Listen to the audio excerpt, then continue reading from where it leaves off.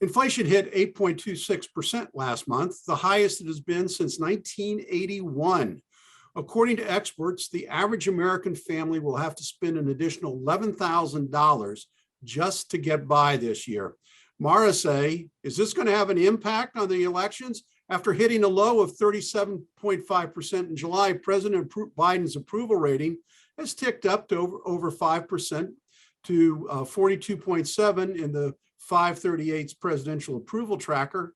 Is that good news for Democrats, or will inflation cause voters to want to change direction? Look, we have all really felt the impact of inflation. However, we have also seen at least 9 consecutive weeks of prices leveling up, gas prices going back to normal. And I do think that the American public, they understand that this is really a consequence of the pandemic. And of course, the Biden administration, although we do see an increase in some of his polls, I'm going to be honest, I'm a progressive Democrat. I'm a millennial. And even still with even with some of the student debt forgiveness, I really believe that President Biden is struggling to get support from a lot of some of the younger voters in my party.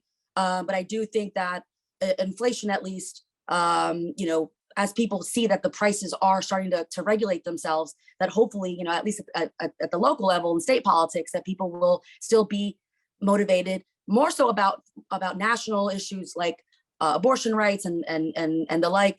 But it's going to be tough to tell if folks are going to be motivated enough to stick to the party line. We don't know. It's really a toss up. All right. So Laurie, as Democratic advisor James Carville infamously said about the 1992 election, I wish it was the 1929 election. It's the economy, stupid. With these awful inflation numbers, I mean, the fact, in overall inflation may be 8.26, but household inflation, the cost of goods for your household and groceries is 13.5%. So is it going to have an impact on congressional races? I think the Maryland news media is really good at helping Democrats to keep their head in the sand. If you look at the Inflation Reduction Act, most economists agree that it's not going to have any effect on inflation. And I think it's just gas prices that are decreasing right now. And it's just right before the election. So I wonder if politics has anything to do with that.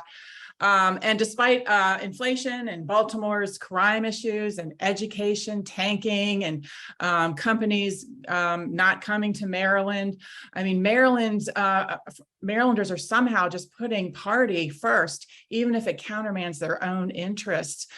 So I think Trump derangement syndrome is still surviving in Maryland. And we need to look at the Republican candidates. Our news media has failed to talk about that we have 11 very capable women in the Montgomery who are Republicans running for office in Montgomery County, and we don't hear anything about them. Well, let's stick to the congressional races right now. And we only have really 2 maybe competitive races in our congressional delegation. One is District 6 with David Trone and Neil Parrott, excuse me, and District 1 with Andy Harris and gosh, I'm forgetting her name.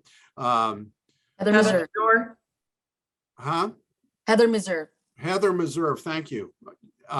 So those are really the only 2 competitive races because of gerrymandering. So will these household inflation numbers make voters angry and want to make a change? You got about 30 seconds each. And I'll start with Maricé.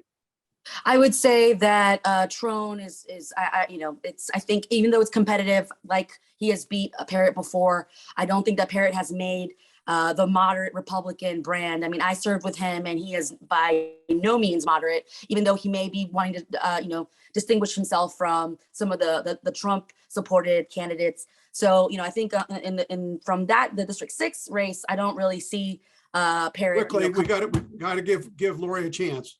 I would say, Parrott has a chance because the district has changed in his favor. So I think he has a good chance. He's got a great winning agenda. All right. Well, we'll see if the voters are frustrated enough to make any changes in our or whether gerrymandering rules the day.